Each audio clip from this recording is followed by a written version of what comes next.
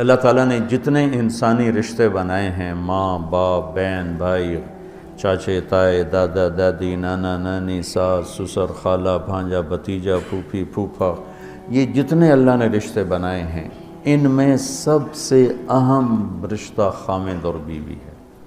سب سے اہم رشتہ خامند اور بیوی ہے۔ سب سے قریب ترین رشتہ خامند اور بیوی۔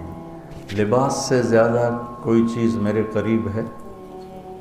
آپ کے قریب لباس سے زیادہ کوئی چیز قریب ہے؟ بولو۔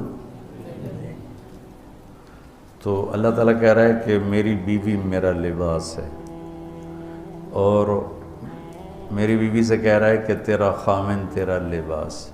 تو میں سے مراد سب شادی شدہ، جتنے شادی شدہ لوگ ہیں۔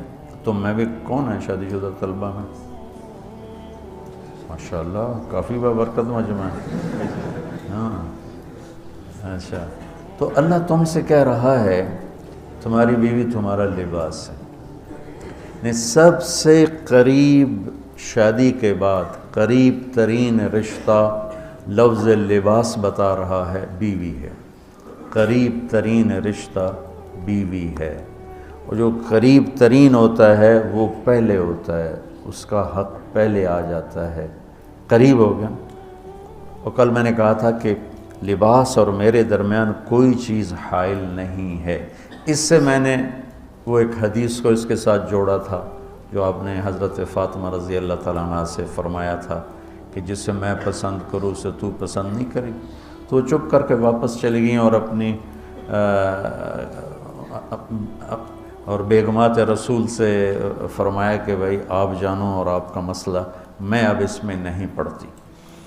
تو یہ رشتہ سب سے قریب ہو جاتا ہے، اس سے قریب اور کوئی رشتہ نہیں ہے۔ جب یہ سب سے زیادہ قریب ہے تو اس کے حقوق بھی سب سے پہلے ہوں، اس کا حق بھی سب سے پہلے ہوگا، اس کا خیال بھی سب سے پہلے ہوگا۔ ہمارا جوائنٹ فیملی سسٹم ہے۔ میں کوئی بچیوں کو ساس سسر کے خلاف نہیں بھڑکا رہا، جو سسرال میں زیادتی ہو رہی ہے میں اس کے ازالہ کی کوشش کر رہا ہوں۔ آنے والی بچی اپنے ماں باپ کو چھوڑ کر آئی ہے، اب وہ اپنے خامند کے ماں باپ کو اپنا ماں باپ بنا لے تو اس کی سعادت ہے، اور بچے کے ماں باپ نے اپنی بیٹیوں کو آگے روانہ کر دیا ہے، وہ اس آنے والی بہو کو اپنی بیٹی بنا لیں تو کتنا خوبصورت ہو جائے گا یہ نظام۔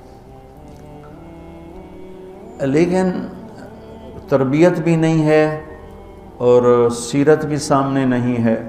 مجھے حدیث یاد آ گئی، میرے نبی نے فرمایا یہ جو میرے انصار مدینہ ہیں، سنو بڑی عجیب حدیث ہے، یہ جو میرے انصار مدینہ ہیں یہ اتنے اچھے ہیں، ان کے گھر کسی کی بیٹی جب شادی ہو کے آتی ہے تو اسے یہ احساس ہی نہیں ہوتا میں سسرال میں ہوں یا ماں باپ کے پاس ہوں۔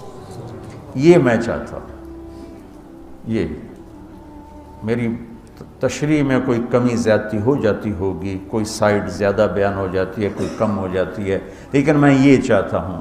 یہ حدیث مجھے اللہ نے ابھی یاد دلوائی ہے، حیات الصحابہ میں ہے، جلد اول میں ہے، کہ آپ نے فرمایا کہ یہ جو میرے انصار، میں دوبارہ کہہ رہا ہوں، یہ جو میرے انصار مدینہ ہیں یہ اتنے قابل تعریف ہیں کہ ان کے گھر جب کسی کی ڈولی اترتی ہے تو اس آنے والی بچی کو یہ احساس نہیں ہوتا کہ میں اپنے گھر میں ہوں یا سسرال کے گھر میں۔ میرے عزیزو، کم از کم تم جو میری اولاد ہو، تم میری روحانی اولاد ہو، تم تو میری بات کو آگے چلاؤ کہ تم اپنے گھر کو، اپنی بیوی کو اس طرح رکھو، اپنے ماں باپ کو بھی اس پہ تیار کرو، اپنی بہنوں کو اس پہ تیار کرو۔ ایک رخ تنقید دی، اے کر دی بھائی، اے کر دی بھائی، یہ سارا یہ میرا ماحول ہے۔ پتہ اٹھیندی کی میں، باندھی کی میں، ٹردی کی میں، یہاں تک یہ ساری کانوں سنی باتیں۔ تو بچے کے ماں باپ کہیں ہماری بیٹیوں کی تو شادی ہو گئی، اللہ نے ہمیں بیٹی دے دی ہے، اب ہم اس کو بیٹی بنا کے رکھیں گے، اور آنے والی کہے کہ میرے ماں باپ کو تو میں نے چھوڑ دیا، اب میرے خامند کے ماں باپ میرے ماں باپ ہیں، میں نے ان کے پاؤں دھو کے پینے ہیں، تو خود اپنی خوشی سے سارے گھر کی خدمت کرے، کون روکتا ہے؟ لیکن جو ہمارا ایک جابرانہ ماحول ہے، اس نے اس رشتے کو توڑ کے رکھ دیا ہے۔ یہ جو آنے والی لڑکی ہے، اس کے ذمہ ہے نسل تیار کرنا، نسل۔ میری بہو سے میری نسل چلے گی اور میں اسی پر جوتا اٹھا کے کھڑا ہوں، کتنی بڑی زیادتی۔ ماں یہ نہیں سوچتی کہ میری نسل جو چلے گی اس لڑکی سے چلے گی۔ اب ساس اگر یوں سوچے کہ میری نسل اس سے چلے گی، سسر یوں سوچے میری نسل اس سے چلے گی، خامند یوں سوچے یہ میری نسل اس سے چلے گی، خامند کی بہنیں یوں سوچے ہمارے بھائی کی، ہمارے باپ کی نسل اس سے چلے گی، تو ہم اس کو عزت دیں، محبت دیں، پیار دیں۔ تو وہ پاگل ہے جو تمہیں کاٹ کھائے گی یا تم سے لڑے گی؟ اس کو تانے اتنے ملتے ہیں، ذلت اتنی ملتی ہے۔ اور میں نے جیسے کہا لباس سب سے قریب ہے، تو اس کے بعد بیوی کا حق سب سے پہلے آ جاتا ہے۔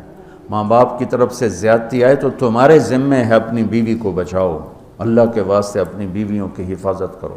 ہاں تمہاری بیوی کی طرف سے زیادتی آئے تو اللہ کے واسطے ماں باپ کی حفاظت کرو۔ تو اس کا مطلب یہ نہیں کہ تم ڈنڈا اٹھا لو، اپنے اخلاق ایسے بناؤ۔